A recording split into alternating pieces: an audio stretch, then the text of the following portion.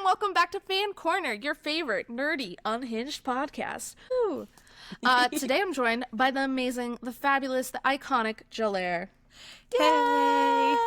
And then me, I'm boring. Who cares about me? Let's get back to the show. Oh my gosh, no! Don't you mean we also have Rachel, the face of FanCorner? I think like at a certain point I was like, is it cringy that I always call myself that? Like now that I own the business, like I'm not like No, just I think it's iconic still because it's okay. your business. I'm not a part of it. Well, you're part of the podcast. But fair, I'm not. Yeah. I get what you're saying. Okay, I'll keep it. Or let me know in the comments, be like, you're a dumb bitch. All right, so today's episode, we're going to be talking about the hope of resistance, specifically in Sunrise on the Reaping. But before we get into that, we're going to do high mids, and we haven't done these in a while, so we're going to take our time. It's going to be obnoxious, it's been a minute. Honestly. Yeah. So, Miss Jalaire, you kick us off. What is your high today? Oh my gosh, I was thinking about it, and I actually have like quite a few highs, I feel like. One of them was that I went to round one, the arcade, and I won a couple of Crane Game plushies. They are not anywhere near me, so I can't show. This isn't amazing. Something I won, but they're about this size. Yeah. Just, and I am not good at those things, but I went there for a friend's birthday party, like kind of after birthday party. We did KBBQ first, and one of my friend's friends was just going nuts and like knew how to do the Crane games. And so I watched her and it gave me the confidence I needed to just do it because they're very intimidating. Yeah. That's not to say I still didn't take like a lot of tries to get How much the did prize. you have to pay per play? I don't know because you get a card and then you prepay money onto it. So then it doesn't even feel like real money. Exactly. The danger. And I know, and I did win 4 different plushies, but I spent $50 to refill my card. So I saw a thing, but I don't know if it's true. Okay, I saw a TikTok. I'll link it down below, where it was saying like when you're picking up the item in the thing, that you have to like grab it midway. Like, people try to grab it when the claw goes, because, like, it's like a 3 claw, when it goes all the way to the bottom. And because it's only 3 claws, then it'll fall out. Like, anyway, they explained it, and I was like, oh, look at that. There was one when I was, like, in elementary school. There was one at our grocery store that I was, like, wicked good at. But I've been afraid to do other ones. Do you know what I like? For a brief amount of time, I was gloriously good at this. You were cracked at it. I had the secret sauce. Yeah, that's amazing. Like each Crane Game machine is different, and I feel like there's some general kind of like advice. Guidelines. Yeah, but this girly pop just kind of was like, yeah, this is kind of what you do, and she was just going nuts, and it gave me the confidence. So I'm really happy that I won. There is such a powerful tool in seeing someone do something right. Like, oh my gosh, learn so much from that. Truly. That's because they're very intimidating. Like, I go to round one enough, I guess, as randomly, that I never touch the Crane games because they intimidate me. So I'm really proud of myself. That is so fun, and now you have a nice little keepsake. Yeah, I do. And then like the Dramionie fans are eating well this week. Because there's 3 really popular fanfics that got revamped and are being published. And 2 of them came out earlier this week.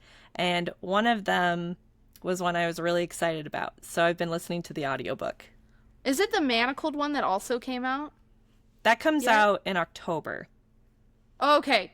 That's what I thought, but I'm just making That's the 3rd one. It comes like the 3rd of the 3. That's coming out in October. Sure. The one that I was excited about is like Manacled, but it's not Manacled. It's the less talked about one, but I think it's better. Wait, is that okay? But you hate Manacled, so when you say it's like Manacled, do you mean it sucks, or like what do you mean? No. So it's so funny because it's Manacled, and then the other one is called the Auction, at least in fanfic terms, right? Oh, like I've heard what of they that. were originally. Yeah. And so the Auction was a part of, I've talked about it before, but it's a part of a trilogy of fanfics that are related to each other, you know, dramionie focused. And the auction is the alternate timeline of that's like those other fics, but also it is like a Voldemort one. And so because it's very dark and not great things happen, people compare that one with Manacled, whereas Manacled is just like Sadville, not great central. And while the auction has sad moments and some, you know, not great things, like, you know, generally about it, I think it's a way better story and way more believable than Manacled was in terms of like their relationship. So the world is still sad, like the history is still sad, but is Draco toxic like he is in Manacled? So from what I remember, like, not really. I mean, he like presents himself as toxic, but he's not to Hermione. Yeah, like fake toxic. Fake toxic. But he's not. Yeah. Okay. Yeah. Cool. That's cool. Yeah. Well, yeah. I'm really excited. You'll have to tell us how those reads go. Yeah, I will. Okay, what is a high for you, girl? Okay, so I just got diagnosed last month with anemia. This doesn't sound like a high. I did not put this in the right trappings. But what's high about this is the good and the bad, right? What's high about this is, for those of you that are following along in me collecting chronic illnesses like fucking Pokemon, okay, is I now, like, my life is starting to, like, just really make a lot of sense. Like, my anxiety, probably because I'm so motherfucking anemic. My, you know, the reason I probably have as many vestibular migraines as I do, probably because I'm anemic. Like, I'll probably still have vestibular migraines, but once we fix this, the frequency should go down dramatically. Just like all kinds of health issues that I have. Even the fact that I can't temperature regulate, which they thought was just my POTS, but anemia actually makes that a lot worse too. So part of it could just be that I'm anemic. So it's just like, oh, okay, everything. I'm pretty sure I've been anemic because I was going through a lot of old lab work for about 10 years. So fun fact, you can die from that. So good fucking thing I made a medical journal and I went to my doctor and was like, yo, I think I'm anemic. And it's funny because my doctor was like, no, you're not. I was like, no one ever said anything about my low hemoglobin, but like, I feel like we should test it. And she was like, maybe you're period anemic, but that's not that serious. Gosh. And then she was like, oh, LOL, you are actually very anemic. so, geez Louise. I know, it's been crazy. But, so that's like kind of what's going on my health journey. I also started new medication for the VMs, some preventatives. They've been making me very sick for 3 weeks, but I'm not sick every single day now. As of like 3 days ago. Yes. This is such a high. Yay. Jalaire knew about this. I could not move, like literally physically move, or I would throw up for like a solid 7 days. And then it wasn't great after that, but at least I could move. Like, so. Yeah, so I guess highs, but they're health. It's like it's high mid because like the side effects suck, but you know what's wrong with yourself now. Exactly. No, it's been crazy. And then the knee MRI, my doctor, I haven't even told you this yet, Jalaire. My doctor did appeal info. My doctor did put through an appeal to my insurance on me getting my knee MRI because they were like, well, have you done all this? But I guess like my doctor hadn't written the original thing the way they wanted her to because it was like, clearly I have. Do you know what I mean? They were like, has their imaging being done? And I was like, yeah, bro, it has. Yeah, that's why I'm asking for this. I don't just like being put into an MRI machine for fun. Like, get fucked, motherfuckers. So, yeah, she put through an appeal on that. So there's been a lot of movement on health, which has been overwhelming, but is also exciting. Because maybe one day, Jalaire, you'll take over the world? Healthy. Or at least healthy adjacent. Do you know what I mean? Yes. The second she's healthy adjacent, she's going to take over the world, y'all. No, actually, you're so right, though, because, okay, so apparently, because I've been doing a lot of research about the anemia thing, because now I don't really trust the doctors, you know, since they were like, you're not anemic. Shut up. And then like, I was. Oh, well. Yeah, now they're like, actually, you need transfusions, bitch. So I, apparently, like, when your hemoglobin and different things, which all mine are crazy, crazy, crazy low, like, even for someone that's low, when they're low enough, doctors describe it as like you physically struggle to do anything because you're so exhausted all the time. And so I'm kind of confused. Like, I'm like, because I do a lot, but I do think I'm tired a lot. Like, Brian and I were talking about that because, like, when I wake up in the morning, it's really hard for me to get up. And, like, most people, apparently, they're well rested in the morning. What? I'm, like, rarely well rested. Bitch, you have sleep apnea. I know, that's why. Yeah, so, like, to be clear, we're not talking about healthy versus healthy. Like, we're both chronically ill. This is why we thought it was normal, because we're both chronically ill. We're both like, oh, yeah, this is normal, right? No. Yeah, it's like, actually, no. Like, but no, so I was like, man, if I'm getting this much done while I've been this anemic for 10 years, what the fuck will my life look like with energy? Oh my gosh, I know, right? I think cannot that imagine. Sometimes I'm like, how would my life be if I wasn't so tired all the time? Yeah, what? Are they going to be able to fix that with your sleep? Like, is your machine helping your CPAP? Oh, yeah, it helps. I'm my biggest culprit in that I don't go to bed when I should. Bitch! I am my own problem.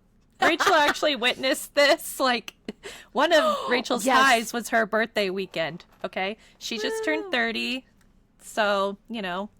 And we did a staycation at this awesome, like, fancier hotel.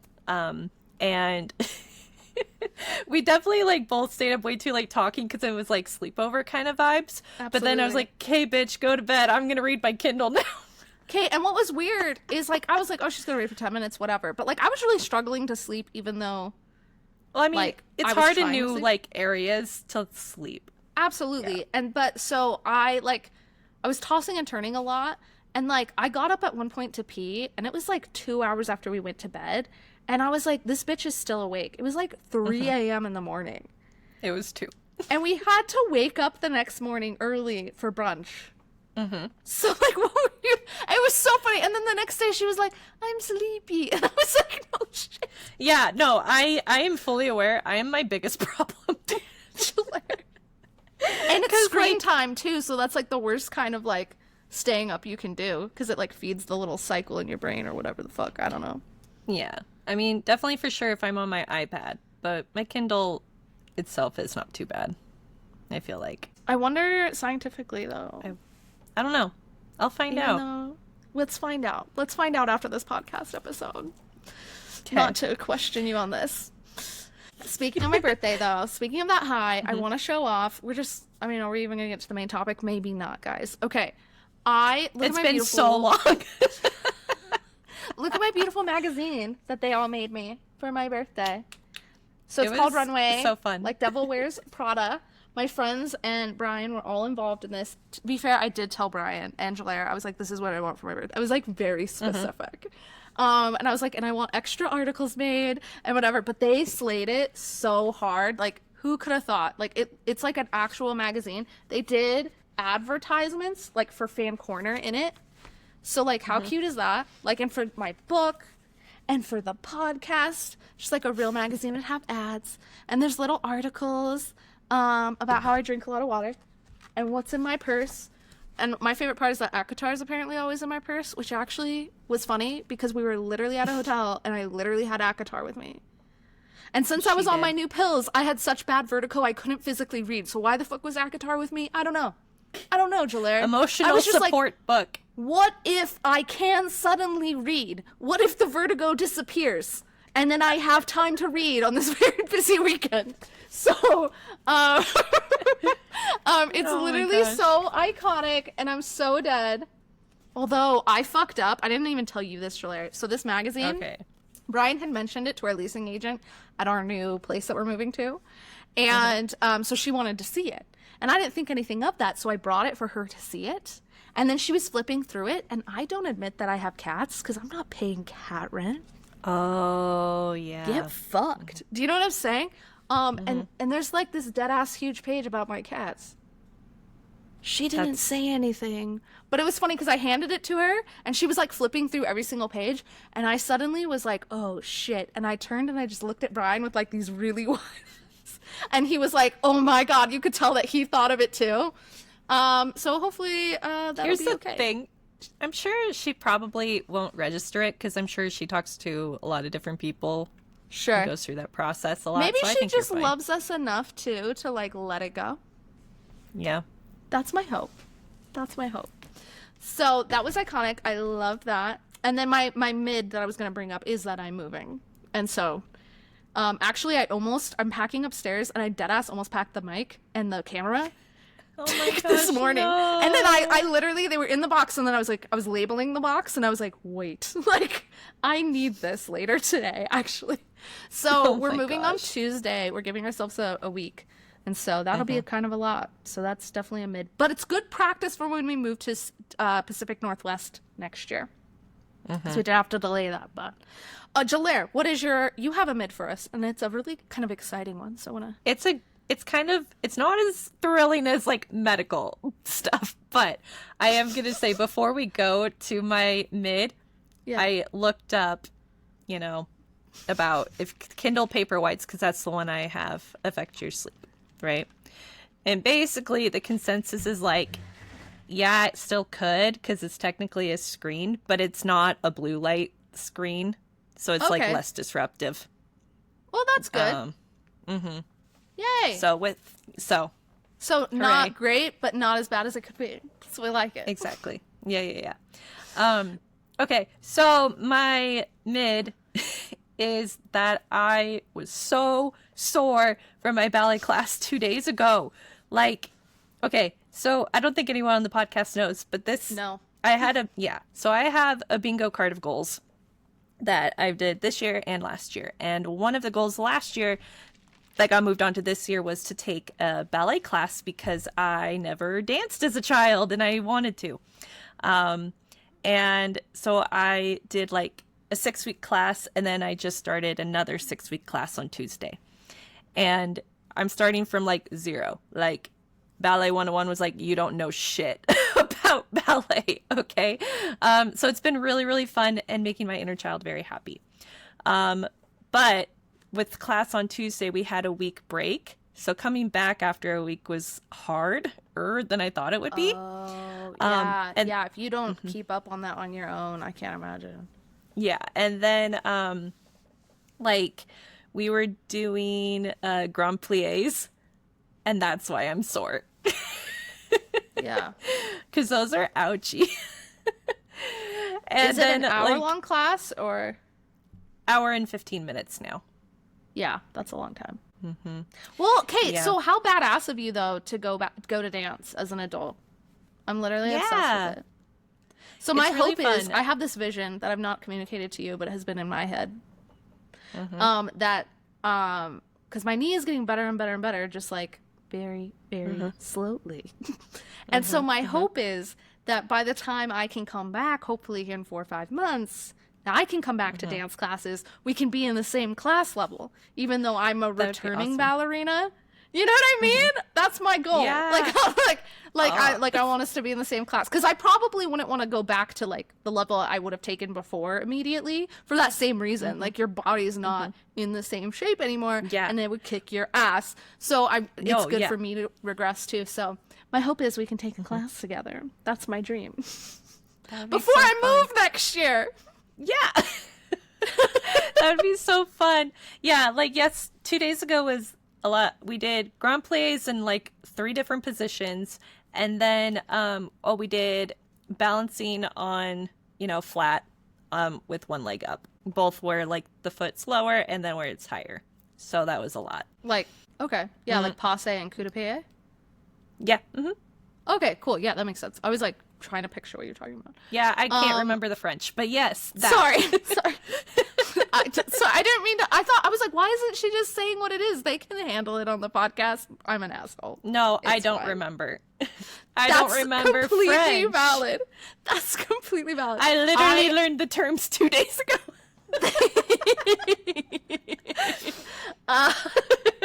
But everybody in the class was like, dang, that week off? Damn. That was a lot. Yeah, no, I cannot imagine. Oh my god. Okay. But no, muscle soreness is real. I was telling Jalaire this the other day when she told me she was sore. I used to, when I would take ballet in college, especially because those classes were like way more brutal than the studio I'd done before.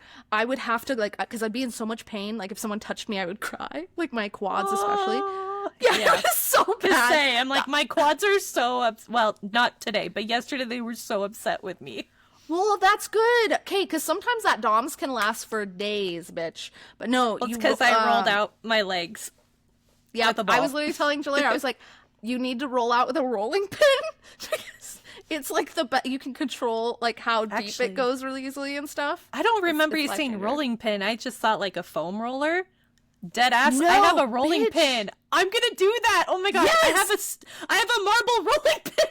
It's life changing, bitch. Shut up. Oh my gosh. Yeah. No. Everyone's like, oh my gosh. Okay. Yeah. I'm gonna do that. No, it'll change your life. I highly recommend it. And you should do it like the second you get home from class before it's even sore. Do you know what I'm saying?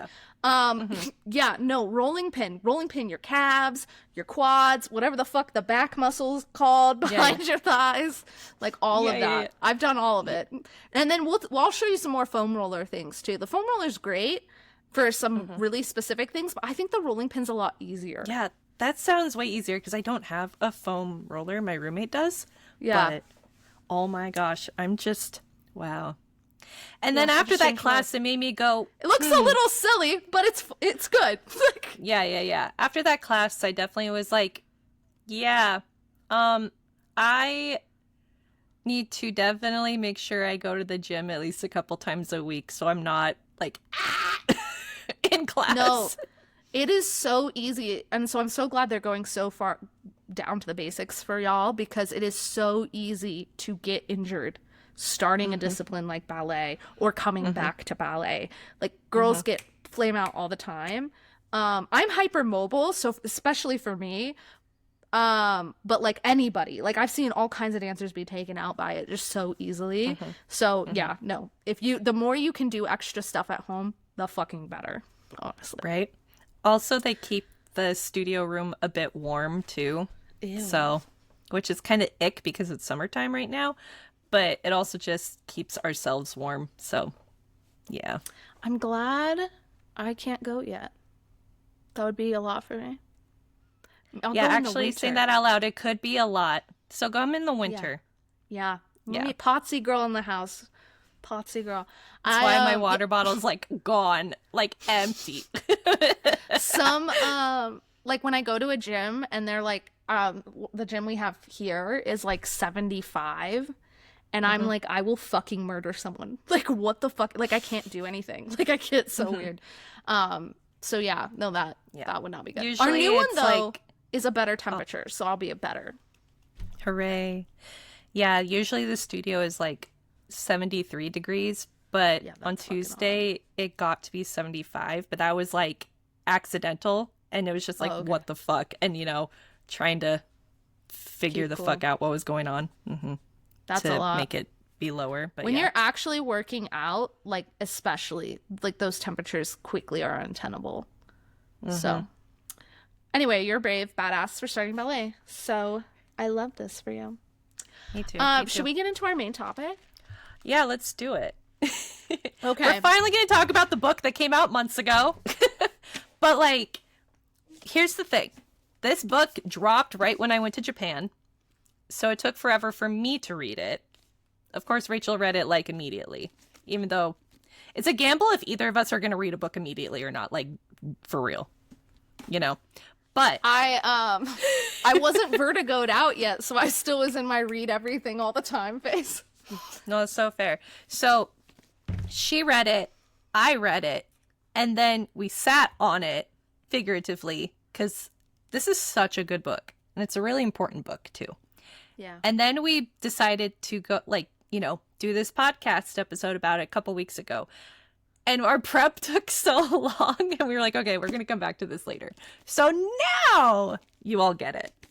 It's really funny because I was literally telling Julia the other day, I was like, we need to limit the scope of this episode. We're trying to take on too much. I was literally like, we were trying to talk about like all these different instances of resistance. And I was like, this is spiraling out of control. So we tried to limit the scope. Happens to us when we deep dive like on our research a lot.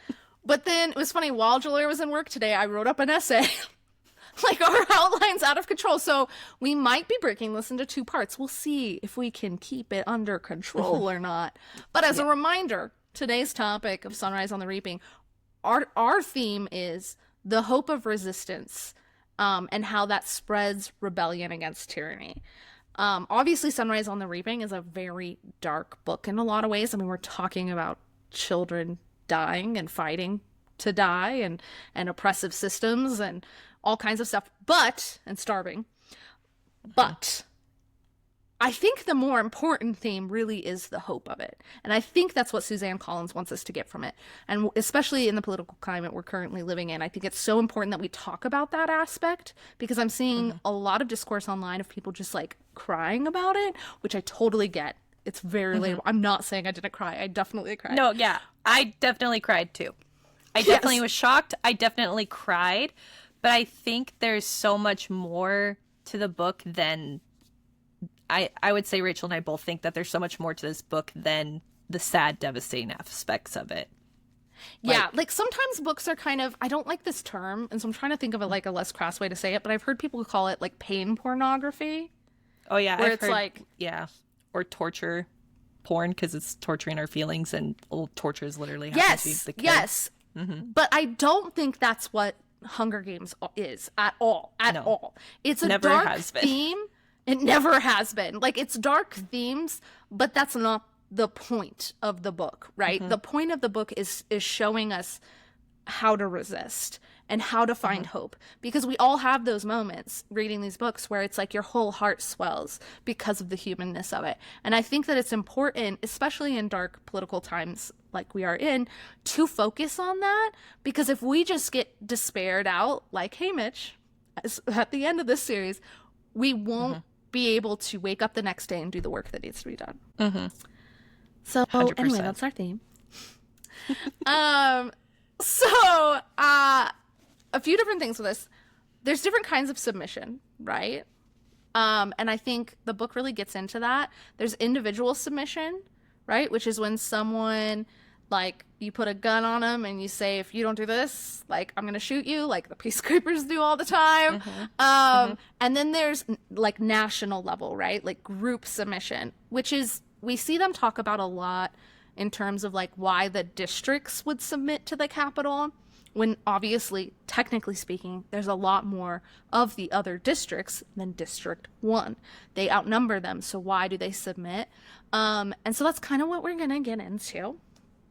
And I think Suzanne Collins really paints the theme to start with Haymitch. What did you kind of think of that, Jalaire? Like, how we came into the book? I feel like the theme hit us immediately, but what do you think? No, I agree. I think the first thing that, like, hit me was that Haymitch wasn't originally chosen. He wasn't originally reaped for these games. And, like, I was so shocked, because that's information we didn't know prior to this book.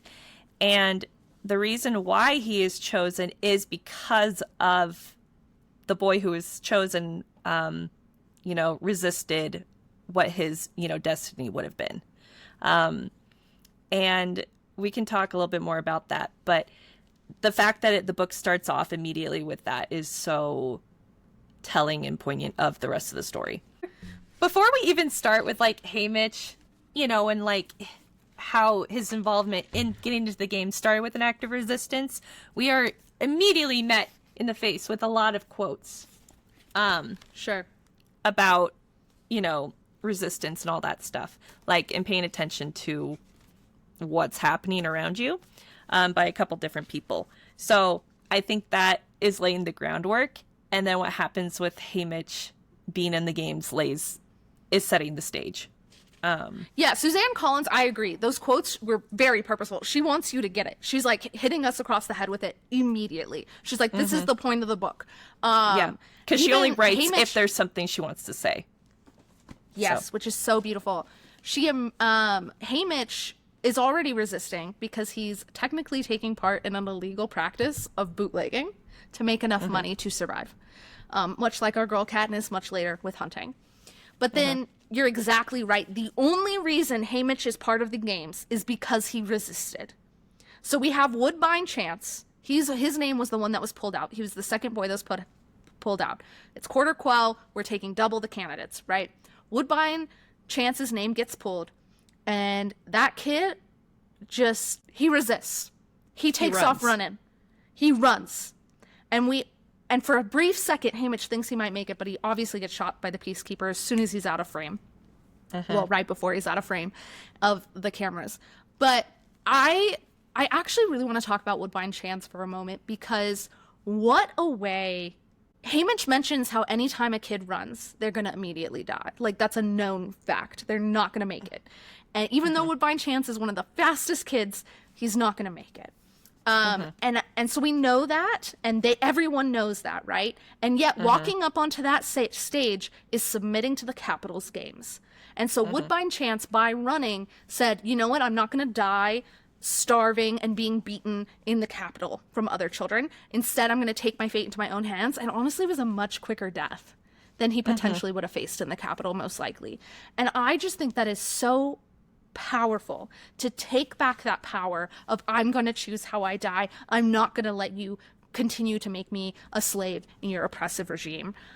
Oh my God. It gives me chills to think about. I know you know this, Julia. I don't know if I've talked about it on the podcast. I was a history major in college.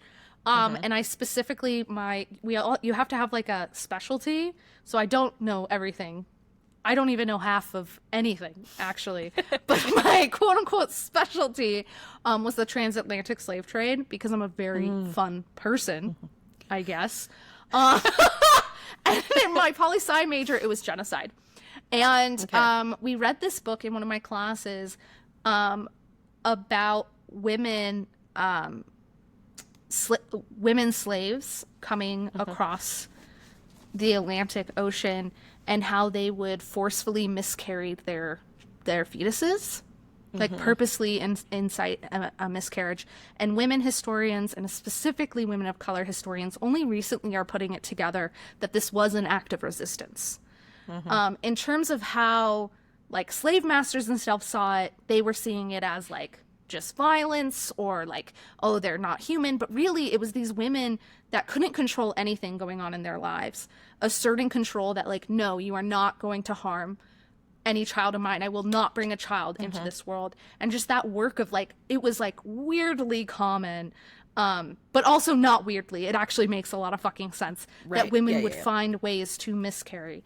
And I think that's what Woodbine Chance is reminding me of in this moment, is like, I think the oppressors often think that that's a form of submission, when really I think that's some of the most powerful resistance you can do in the face of an oppressive regime, is taking back control of your physical body. Yes, anyway, I agree. Sorry I brought that really dark there for a moment. That's completely my bad. No, it's okay, because like I'm looking at the text, and immediately when Woodbine Chance whips around and runs away, the next sentence says, his kinfolk shout encouragement and bodies instinctively block the peacekeepers. So they were like trying to make it so he could get away, which we see like District 12, like we see more of that towards the end of the book. When we'll get to talk about it later, but like when Haymitch returns, how District 12 is there to support him. Yeah, I think that's such a good point, because not only does Woodbine run, but his community is taking a risk too, because he's going to get shot, obviously, as we know. But every single person that tries to block the peacekeepers potentially could have got shot in that moment as well. Every single person that shouts and cheers and whatever is putting their bodies at risk to help a kid. I think it's less of a risk than being the one to run, but like it is a risk. They still could have died. So absolutely. And actually that's why Haymitch is put in the games, right? Because Woodbine's mom is obviously distraught when Woodbine is shot. And Lenora Dove runs forward to try to protect Woodbine's mother from getting also shot by the peacekeepers. And so because Lenora Dove is involved, Haymitch runs over as quickly as possible, and he's like hit across the head with a rifle. It's like a whole thing. But his directly, he didn't have to think about it, throws himself in the way to protect someone is the reason they called his name. It was rigged, right? It was not just we redrew another name and it was Haymitch's Yeah, like the second like he gets kind of like hit on the head, Drusilla is like, we found our next tribute, you know? Yep. And they only have like 5 minutes of delay time to make it seem like nothing happened. Yeah, I think Haymitch, it's so powerful that it was not chance that chose Haymitch. He chose himself by resisting. And I think that if we juxtapose, oh my god, Juxtaposition. that word, with our girl, much later, Katniss Everdeen, she volunteers as tribute, right? She throws herself in front of her little sister Prim. And I think that's essentially what's happening here as well. Obviously, he wasn't like, oh, if I do this, I'm going to, like, it wasn't a volunteering. But he knew there was a measurable risk by running forward. And that's exactly what happened. And so I think, like, that parallel of our two victors both throwing themselves in front of people to protect them is so powerful. Yeah, I really do. I mean, that could be its own whole separate podcast episode, but the parallels between Haymitch and Katniss are so interesting. And then also, like, only in this one aspect, he has some sort of parallels with Snow, and just like Lenora and Lucy Gray were both Covey. And, you know, in that regard. But that's the only one that I like to draw parallels to because it's the only good one, you know? I don't know if anybody else says anything, but it's like, okay, Haymitch is like this center point that's like got this connection with, you know, these people, and then we have how he connects with Katniss later and sees himself in her. So it's really cool. I think it's so beautiful. And I also... something I want to highlight about his act of resistance, he runs forward when the Peacekeeper goes to hit Lenora. He runs forward and shields her. So he gets hit. Oh my god, I did not need to do that.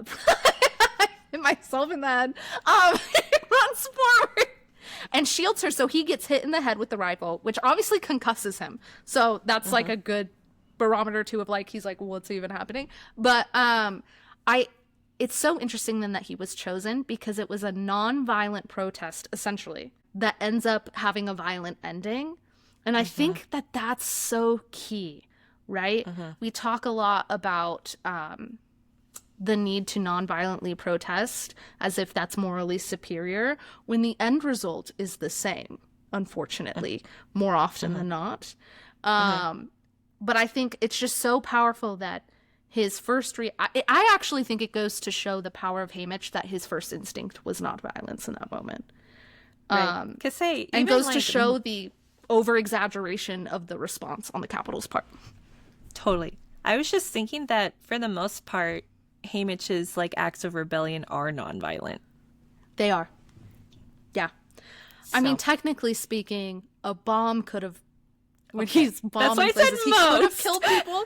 He could have killed people, but that wasn't like the intention, right? Like, and it wasn't like, it's not like he saw a bunch of people and still detonated a bomb. That's not what happened, right? So yeah, because like the next one I thought of that is like similarly like nonviolent was at the chariot race, you know. But we'll get there. Yeah, his girly pop dies and he walks her forward in this moment of like, you're gonna witness what you did, Snow. Yeah, I think he's really good at sort of understanding the propaganda, which thank God he is, because on the other hand we have a tribute, Maisley, who is violent. And I want to be clear, there's nothing wrong with that. I'm not saying it's morally superior. But she is violent when there is an opportunity to kill a game maker. She does. And in the arena, and she's killed for it later. She's not allowed to survive.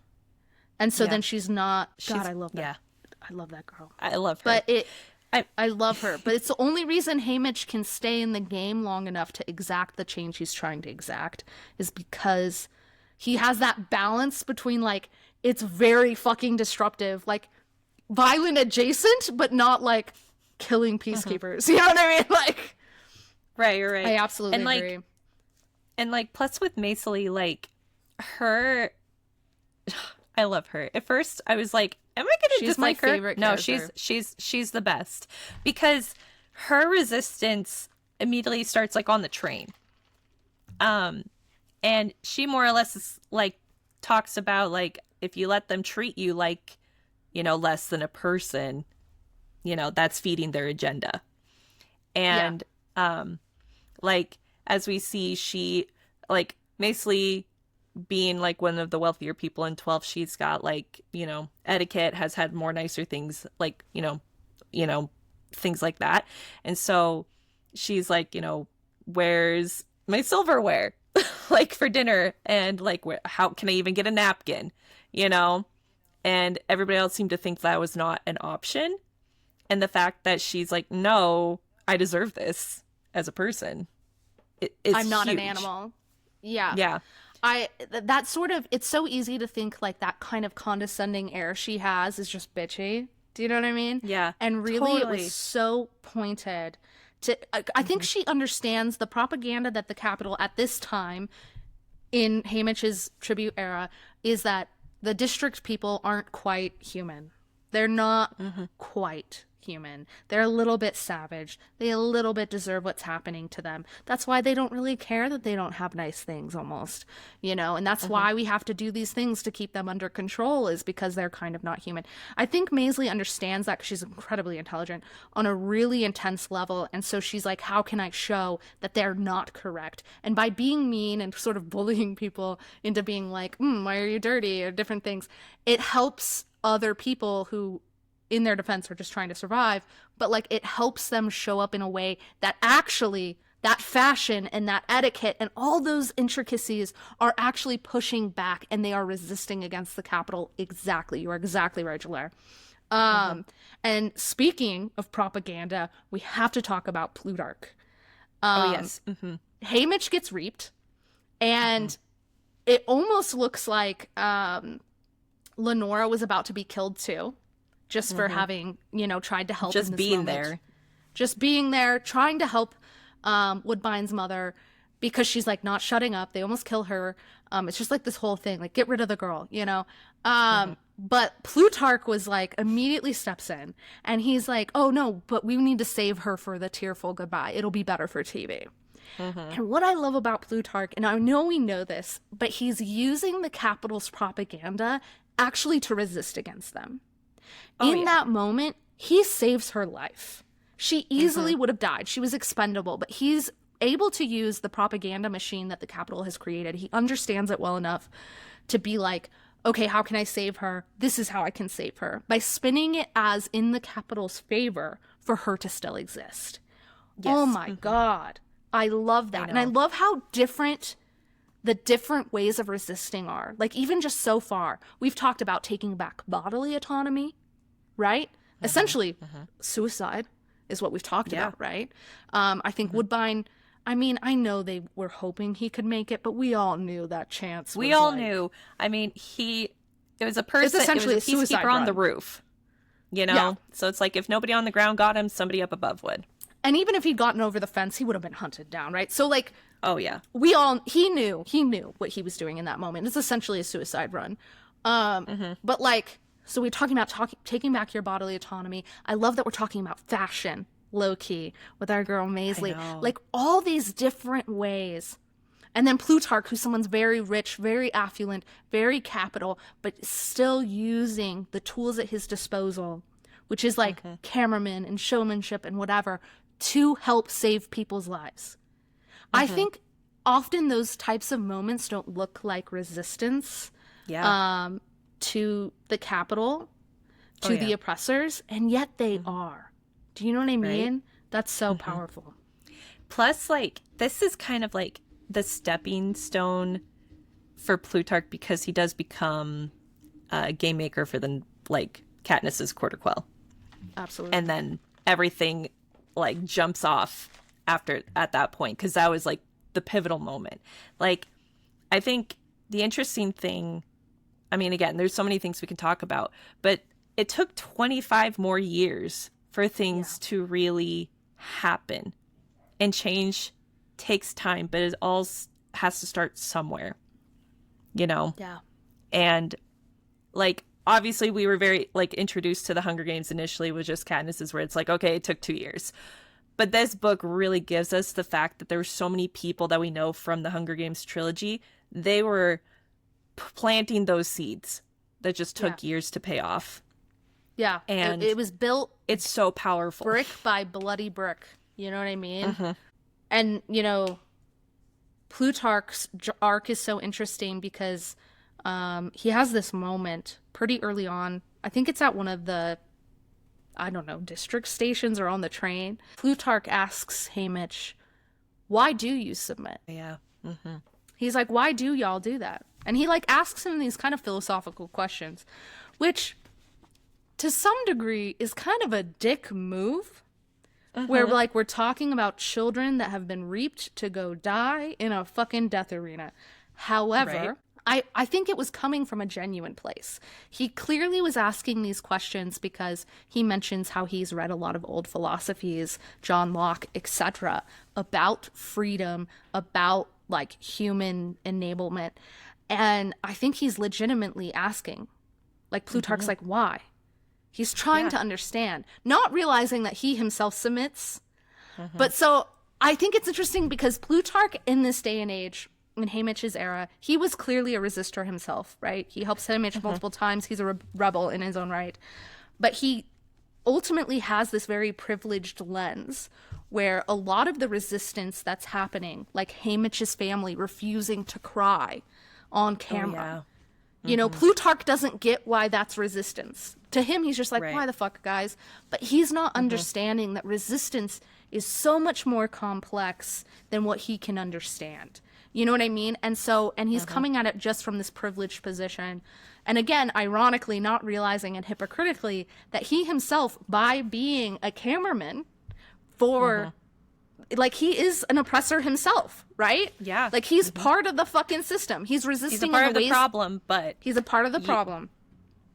But he's resisting in the ways he can, and he's very powerful at it. And I think that's what he's missing, is he's missing that scope of, like, oh, these people are also resisting in the way that they can. And I think he had to grow up, honestly, and start to realize that in order to be the Plutarch that, like, later really helps the rebellion kick off, is he had to understand that what rebellion looks like on different levels and with different levels of privilege looks different than what he's doing as a rebel. I honestly think he had to come to terms with his privilege to sort of be that man we love. Totally. I agree. I also wonder if he was asking, like, the submit question as, like, not like a test per se, but like kind of, because obviously he, like, in very, like, cryptic ways, like, gets Haymitch's help, right? You know, because he's trying not to die as well. Yeah, we're not being direct about it. Yeah, for sure. Yeah. You know, so, like, I wonder if he you know, sees what Haymitch did, and then, you know, with the reaping, and it's like, okay, maybe this can be... Maybe this kid. This kid can help move our agenda forward, and then is further testing that, because he doesn't know him at all, and is like, okay, well, why do you submit, right? And then pushes it forward, because it makes me wonder if, like, if it wasn't Haymitch in the games, because we had, what's his flip? The other dude's Beatty's son? kid? Yes, in the games. We know he knew the plan and was, you know, going to be helping execute it. But that the fact that, like, Haymitch was able to help is huge, you know? No, I think you're absolutely right. I think there was an element of testing, but I also think it was earnest, too. Yeah, I think for sure. It's both, you know. I think you're right, though. He was testing him. And I think ultimately trying to get Haymitch to think about these things more, too. Because Haymitch has the spark of a rebel in him. But ultimately, I have to say, the only reason he got involved when he did is because it was Lenora Dove who was about to be kicked out by a peacekeeper. Yeah. If it had just been Woodbine's mother, he would not have run forward. And that's the difference between him and Lenora. He was unsure. In the text, he was unsure. He was like, oh my gosh, should I do something? Should I not? And then when it was Lenora, the person he loves the most, in, you know, danger, Yeah, no question. I'm going to be right there. Versus Lenora, who's just a rebel at heart, she's going to be in the fray immediately.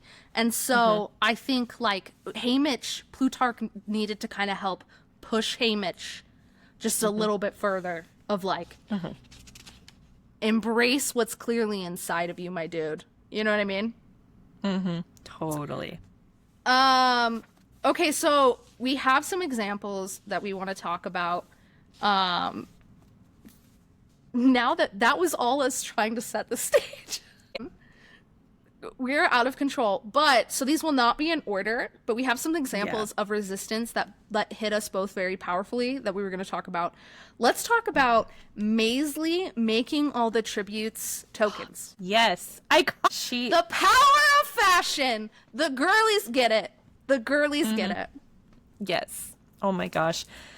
It's such a touching thing that she did that. And that was like, because she wanted to make everyone feel included, but then also like some of their tokens, if I'm remembering correctly, were like kind of hidden. Were they like kind of hidden weapon sounds wrong, but like something that could help them? Or is that just I wouldn't say a lot of them. Yeah. But not a lot of them, but some of them. Or at least got switched out at a later point. Yeah. You know, and tokens was a strong word for some of the stuff that some of these kids had brought in, but it was the only piece of home they had. And what's so beautiful, you're right, she wants to include everyone. And I think it's really telling too, because this is during the quote unquote training time that tributes get. And so this is time where she should be honing skills to try to stay alive. These are the last few days of this young woman's life. And instead of focusing on that, she does it not just for one kid. It ends up being almost every fucking kid from district, 3 through 12. She rebraids, whatever to make their tokens into something to be proud of, and that'll like stay on them easier, like better bracelets, better whatever, so that they have something in the last moments of their life. But also I think it's kind of what she's always been talking about of like, they can't, they're going to try to make us inhuman. She uses them, and not in a demeaning way. She's not mean to anyone about their tokens, but like sort of, she's like, she's letting these kids, showing that they are human by demonstrating their district's flair, I feel like, in a really beautiful way. And that in itself is a huge act of resistance. 100%. Yeah, we also, it makes me think like with how important like fashion and those things were to her. Definitely like we get a glimpse of Effie later in the book.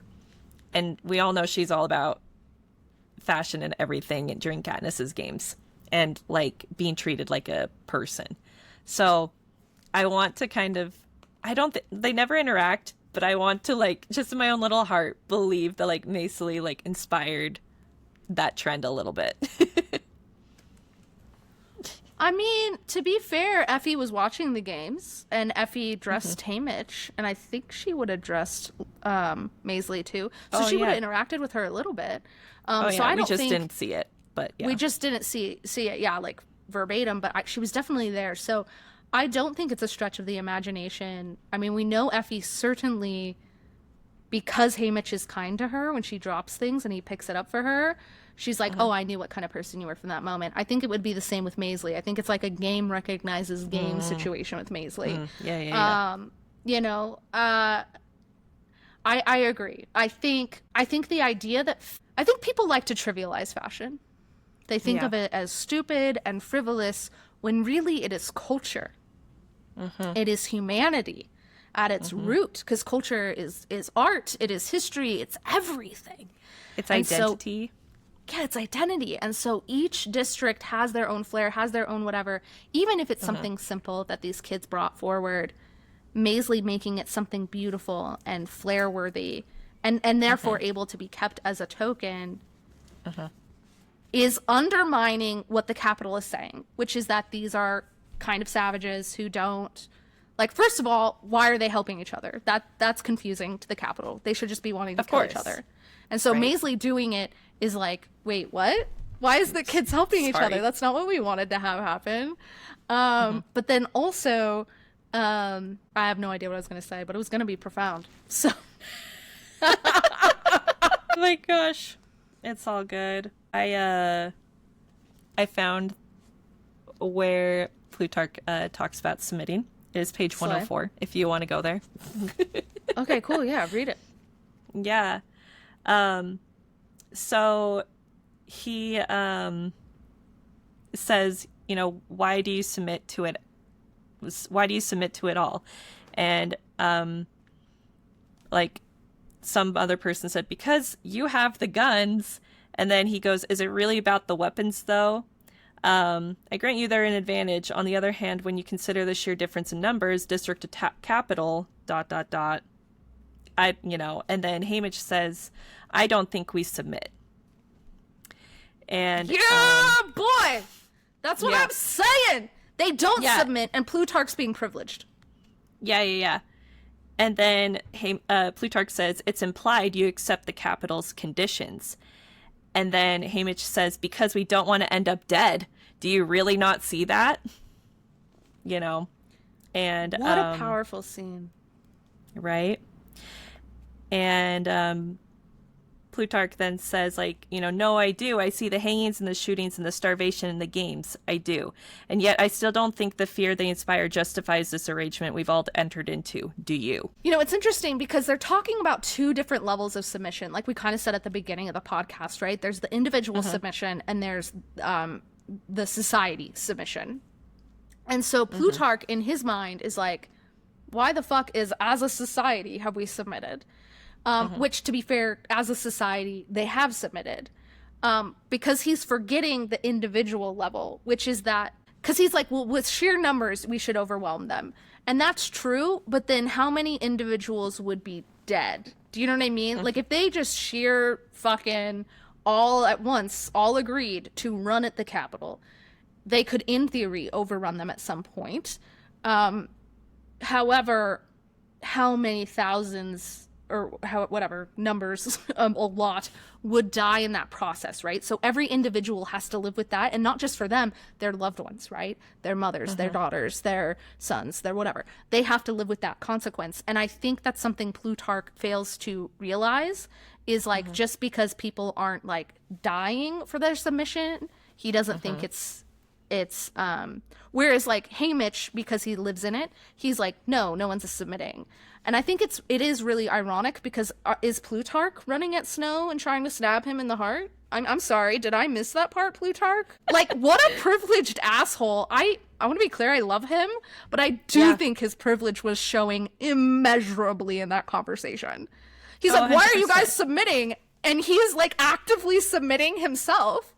He's not like, oh, don't kill Lenora Dove because she's a cute kid. That's not what he says. Yeah. He says, don't kill Lenora Dove because, well, not Lenora Dove. Don't kill the girl because she'll make for a great photo op for the Capitol. Like, if he doesn't realize that submission, he's a fucking dumbass and needs to be smacked across the head with a rifle himself. Like, no, period. That was really mean, but it's how I feel about it. I mean, we're talking about a power imbalance too, right? We're talking about this very adult man, with obviously power because he's a capital person versus a child. And like, so Plutarch being like, why are you guys submitting?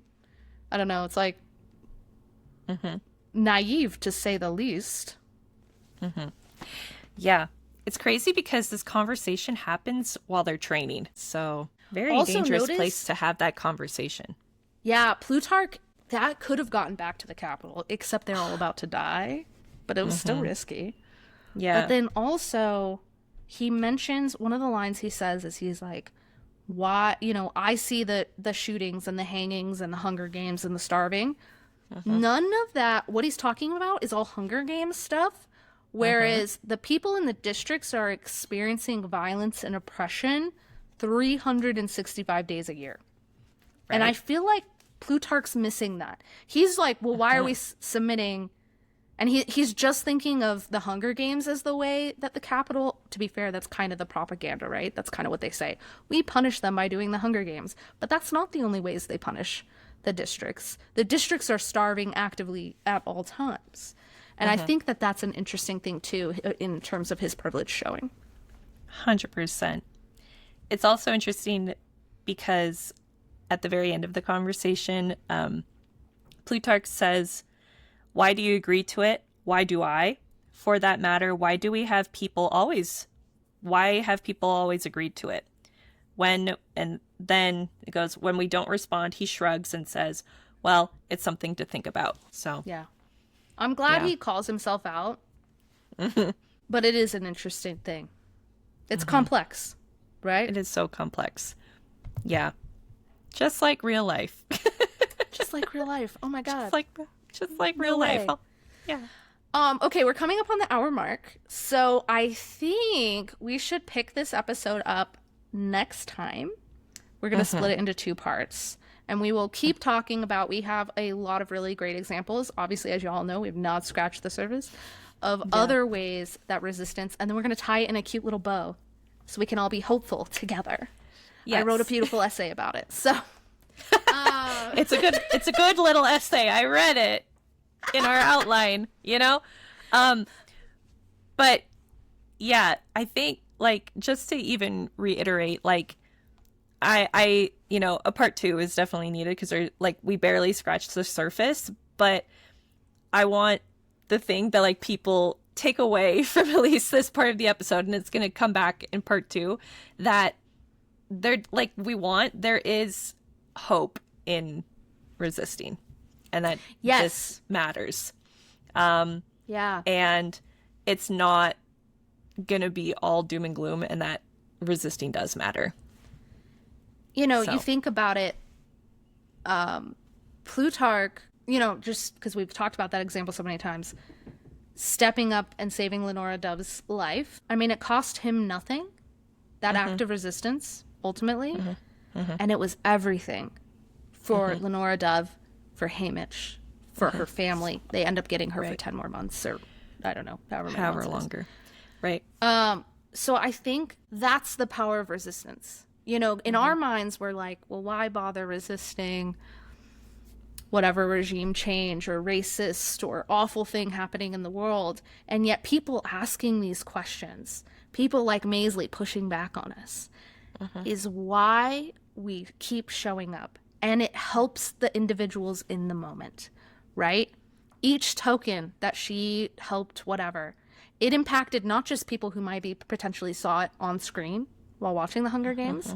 It impacted each of those kids on an individual level by giving them hope in the last few days of their life. And ultimately, what's more human than that? And so we might not, they don't change I agree, maybe we should end on a happy note here. So they don't, Snow's regime does not topple. The Capitol's regime does not topple in this book. And yet look at how many kids' lives were changed, or people's lives were changed in just this book. Every single moment matters. And I think that's something we all can lose hope on, is we're like, oh, well, we can't stop people from being deported violently by ICE.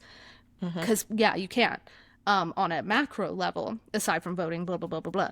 But you can't control other people. But maybe by helping one person going through it, or whatever, or by pushing back when your neighbor says something racist or whatever, you are making micro level changes that end up equaling a macro level change later. 100%. It makes me think of how Maisley had the Mockingjay pin, and that became the icon of everything 25 years later. And, it's crazy that Katniss even got a hold of that. But that's just like a small, I think, like, it's a token, it's an object, like representation of, like, one little difference can make a huge, like, one little thing can make a huge difference. Yeah, so. Maisley's descendant giving that to Katniss was so powerful. I know they changed that in the movies. They have her just find it in the market, but that's not what happens.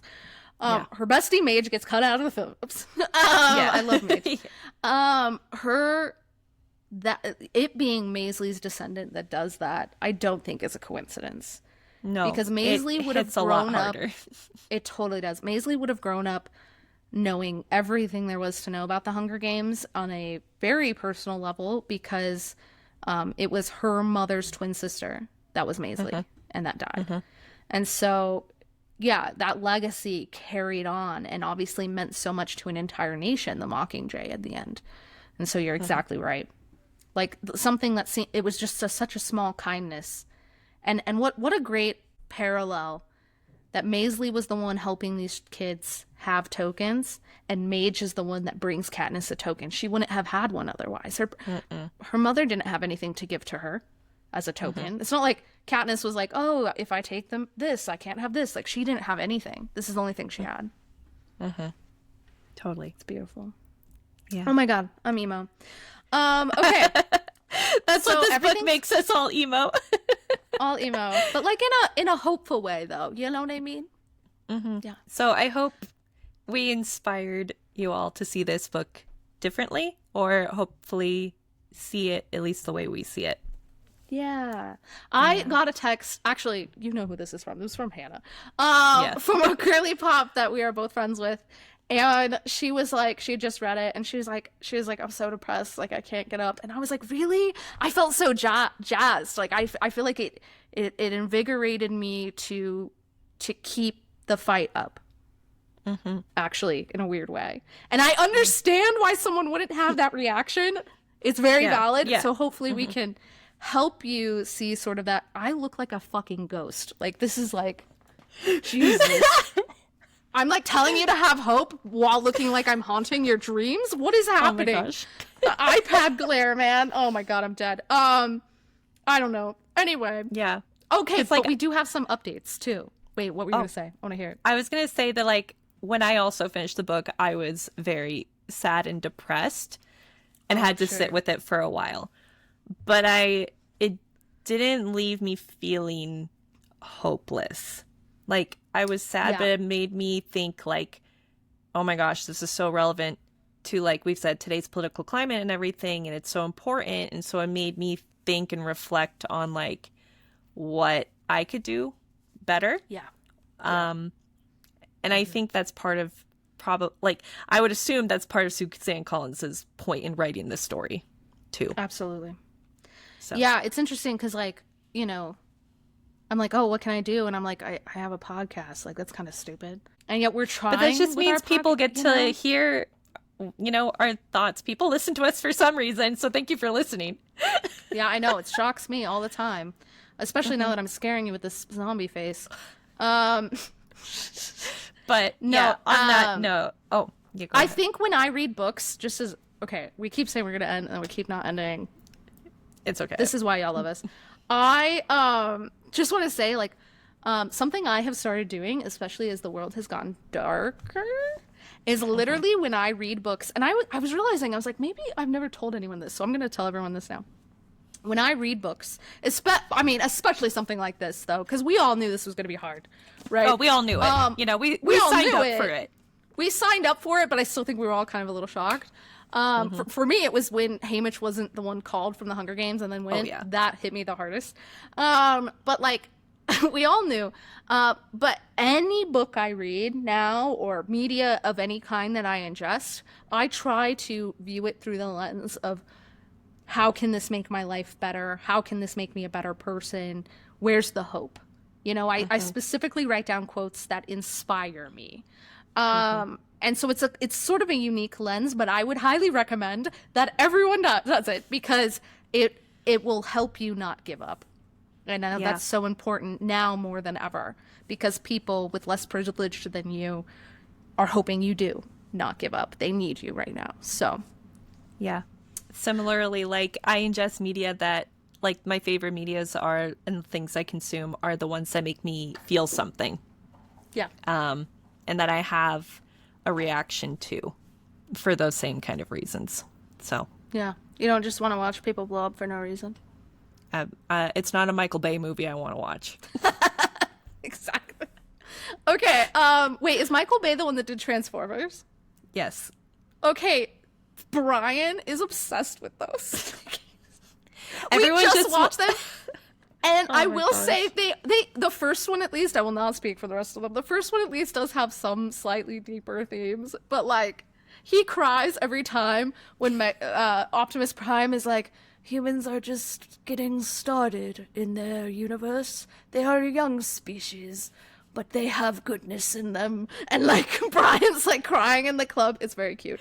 That's so wholesome. No, Okay. mostly Michael Bay is known for just having explosives. No, totally. No, it's valid. yeah. To be fair, yeah, it's silly stuff. Okay. Okay, what's we new have with some FanCorner? updates. So first things first, I'm having sort of like a little mini book tour on accident, which is kind of cool. I have like 3 more confirmed signings and readings, which is insane, at Barnes and Nobles, and then another local bookstore here. Yep, The Girl Raised by a Dragon. So I will be doing story times and readings and all kinds of stuff. If you are in Utah, check them all out in the show notes, where I'm going to be, when I'm going to be there. There's going to be coloring pages that are free. There's stickers that are free and bookmarks and goodies. And then I'm reading to you. You don't have to buy anything. I can just read to you. That's fine. And in fact, actually, that would be great because bodies in the building makes me feel less lame. But it's been like really cool. Like a bookstore called me up the other day and they were like, hey, we want to carry this book. And I was like, wait, really? Like, You're like dead like ass. they were like, we're from whatchamacallit book, whatever. And I was like, and they were, to be fair, I'd given a copy of the book to one of the employees, but then there's like an application process and I had not done it yet, Jalaire. Like it was on my to-do list still. And they were like, I gave it to the owner and it made me cry and we want it. And I was like, wait, no, really? Because them coming to me just felt like, what? Yeah. So that was really cool. And then also, because I've been doing the coloring pages for the events, for the kiddos, and for the adults, I get it if you want to color too. We love I to color. color.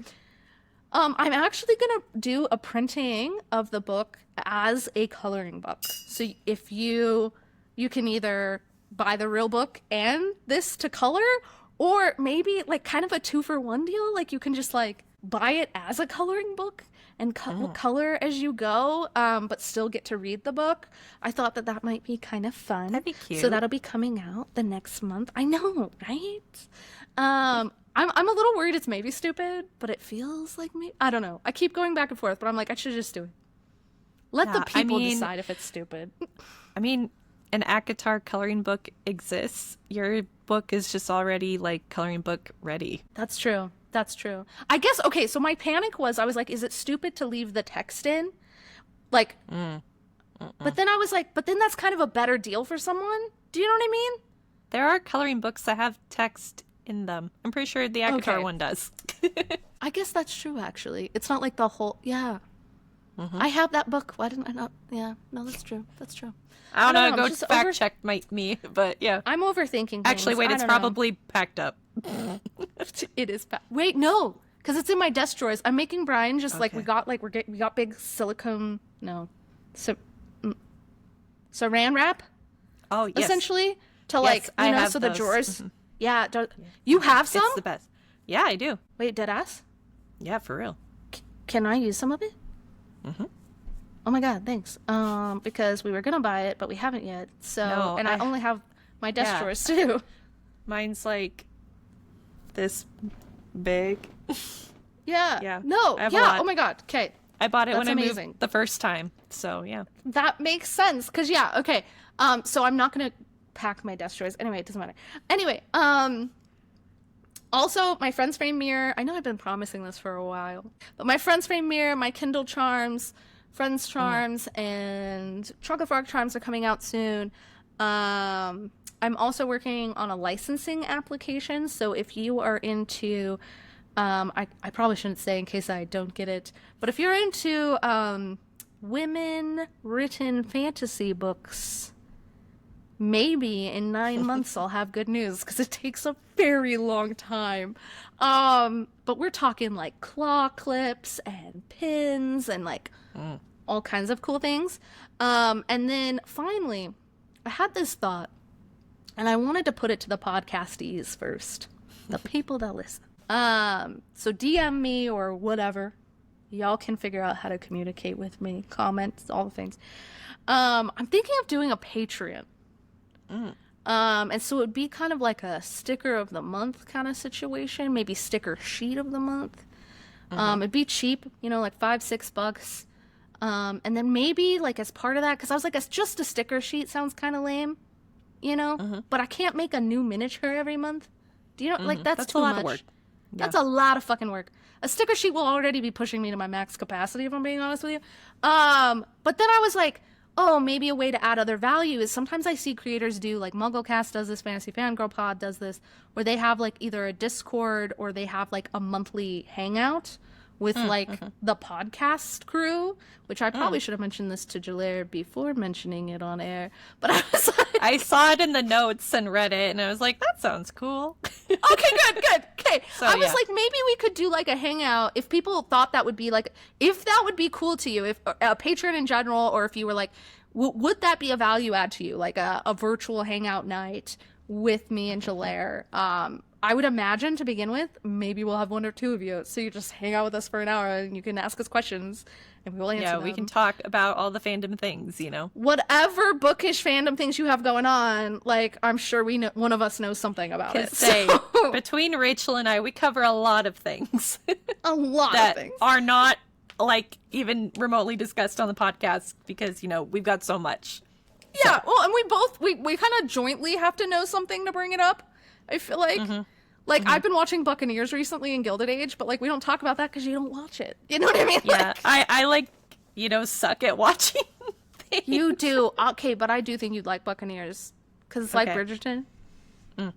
Gilded Age, I don't think Pirates? you'd like, but I do think you'd like Buccaneers. No, it's not Pirates.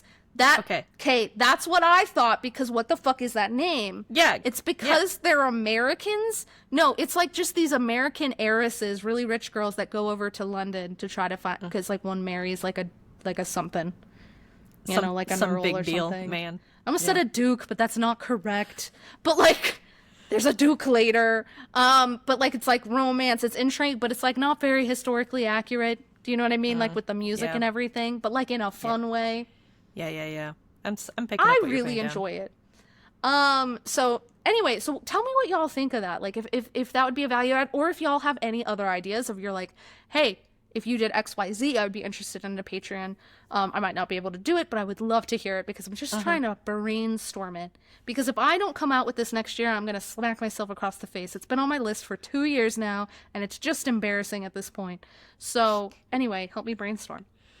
I think that's all I have now that I've talked to everyone for 50 million years. Yeah. I gotta stop zombieing too, so this feels gosh. less bad actually than like the below light. Ooh. We lost the horrors sun. persist, but so do we. I am the horror right now.